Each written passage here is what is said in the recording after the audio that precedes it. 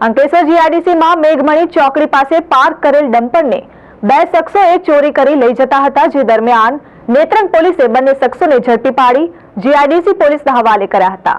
Police સૂત્રીય માહિતી મુજબ Ankleshwar GIDC ખાતે ટ્રાન્સપોર્ટનો વ્યવસાય કરતા હરિસિદ્ધ કુમાર પટેલ પોતાના ડમ્પર ચાલક શૈલેષ વસાવાને આપ્યું હતું, જે હોળી ધૂળેટીની રજા હોવાથી નિત્યક્રમ મુજબ જીઆઈડીસીમાં મેઘમણી ચોકડી પર ડમ્પરને પાર્ક કરી ઘરે ગયો હતો, જે દરમિયાન રાત્રિના અરસામાં વાહન ચોરો પાર્કિંગ સ્થળેથી ડમ્પરની ચોરી કરી નીકળ્યા હતા, જે દરમિયાન ડમ્પરમાં જીપીએસ ટ્રેકર હોવાથી હરિસિદ્ધ પટેલને જાણ થતા તેઓ તેમના મિત્ર સાથે જીપીએસ ટ્રેકરના આધારે પીછો શરૂ કર્યો હતો, જે દરમિયાન નેત્રંગ પોલીસે હાઈવા ડમ્પર લઈ જતા બે ચોરોને ઝડપી પાડ્યા હતા। આ અંગે હરિસિદ્ધ કુમાર પટેલને જાણ થતા તેઓ નેત્રંગ પોલીસ મથકે પહોંચ્યા હતા, જ્યાં પોતાનું ડમ્પર નજરે પડ્યું હતું, જે ડમ્પર અંકલેશ્વર જીઆઈડીસીમાં રહેતા રાહુલ સિંઘ, નંદલાલ સિંઘ અને જફરુલ હસન કુરેશી ચોરી કરી લઈ જતા હતા।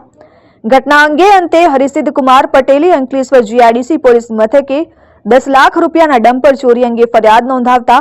જીઆઈડીસી પોલીસે નેત્રંગ પોલીસ મથકમાં ઝડપાયેલા રાહુલ સિંઘ, નંદલાલ સિંઘ અને જફરુલ હસન કુરેશીનો કબજો મેળવી સઘન પૂછપરછ કરતા ડમ્પરની ચોરીમાં અન્ય ભરૂચના શેરપુર ગામના ફુરકાન પરવેઝ અંસારી અને સામેલ હોવાની કબૂલાત કરી હતી, જેના આધારે જીઆઈડીસી પોલીસે ફુરકાન પરવેઝ અંસારીને ગણતરીના જ સમયમાં ઝડપી પાડ્યો હતો અને ત્રણેયની ધરપકડ કરી વધુ તપાસ હાથ ધરી છે। Dharmesh Patel, RN news, Ankleshwar.